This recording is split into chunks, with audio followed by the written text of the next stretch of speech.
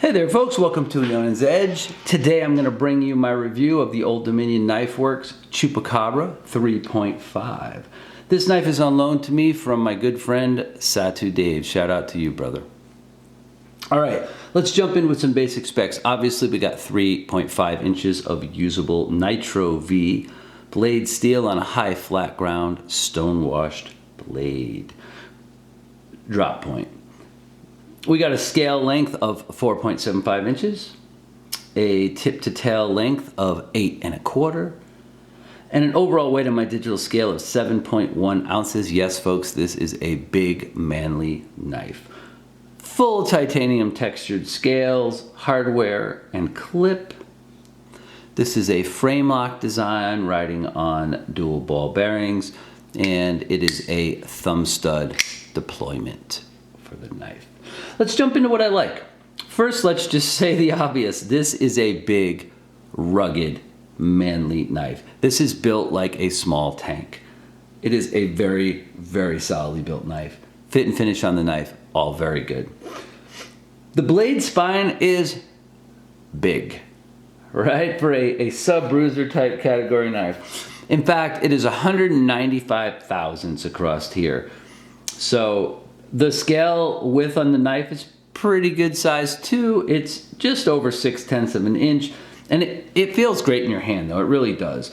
Also, one other cool thing is the balance point on this knife is only a 1/2 inch or so back behind the center of the pivot. So the knife is very well balanced despite being all full tie with a tie back spacer and being a pretty big, heavy knife. So kudos to Old Dominion Knifeworks for putting a pretty good amount of balance in a knife that is this size. The ergos on the knife are solid. You can get your hands on there really well. There's no hot spots on the pocket clip. There are 2 hand positions. There's a rearward position here where you can get all your fingers on there in hammer grip or in saber position, and then there's a forward position with a kind of a little bit of a choil recess there, but it's nice. You can get your hand on there and you're not up near the edge of the blade, which I like. They put the sharpening choil up forward of the plunge grind, so that works good. There's meaningful jimping on the knife back here on the back of the blade. It's beefy, but it doesn't tear your hand up or anything like that. It doesn't tear up your thumb. It's beefy and aggressive, but it feels great in that position. The Nitro V blade shredded through several small mountains of cardboard while I had the knife. It's held up really well. I'm actually quite impressed with the edge that this thing's kept. But if you look at the way that the blade is ground and also the way that the edges are put on there, there's plenty of cutting area there to use. I will say this, it's not a slicey knife. It is a good power cutting knife. It pulls really nicely through almost everything and powers through most of your cuts, but this is not a slicey dicey type of knife. Again, good power cutter, and I think that's what most people that would buy a knife in this designer style would use it for.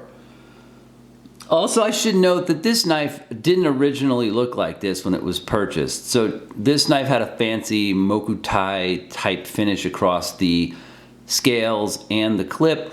Dave, rightfully so, I totally agree with this move by him.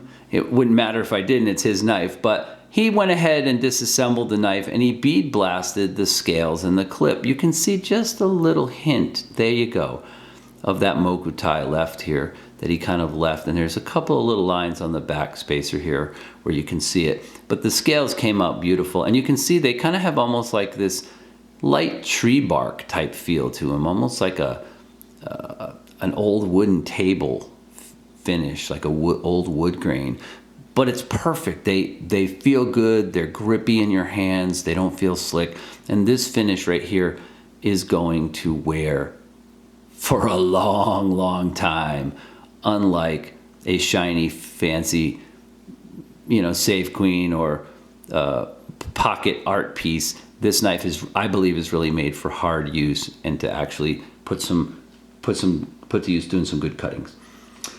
So let's talk about issues. Are there any issues with the knife? The only issue I've had with it is there has been a tiny bit of lock stick that comes and goes on the frame lock here. By the way, listen to that thing close. right? Fires open really nice. And it just slams closed because there's so much blade mass, you don't really have to do much there. But there was a little bit of lock stick here. I put just a tiny drop of silicone grease, synthetic silicone grease, right there. And that seems to have fixed it. It wasn't bad, but it was noticeable. And now that seems to be pretty much cleared up. I mean, a little bit right there, just a tiny bit of lock stick. But again, not too bad for a knife like this. Big, beefy, chunky knife. So let's do a couple size comparisons for you real quick. I'm going to show you a couple knives. I'm going to show you the Damn Designs Invictus in full tie. Again, fat-bellied knife. Similar size, but not as big and chunky as this. The SIG K320 is the same length, but doesn't feel anywhere near as big in your hand as the Chupacabra. Got the ZT0350, similar, the handles are pretty thick, but as thick as the 350 as the Chupacabra, still a little thicker, so there you go.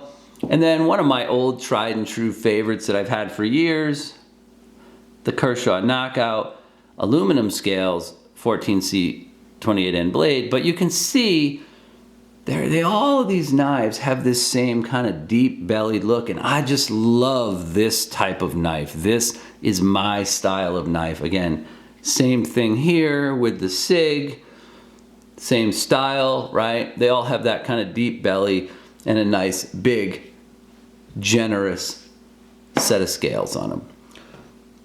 All right, so in summary, listen, this is a knife by Old Dominion that is between $600 and $900+ depending on the finishes and the blade steel that you get when they're available. They're not always available. They seem to come and go in batches.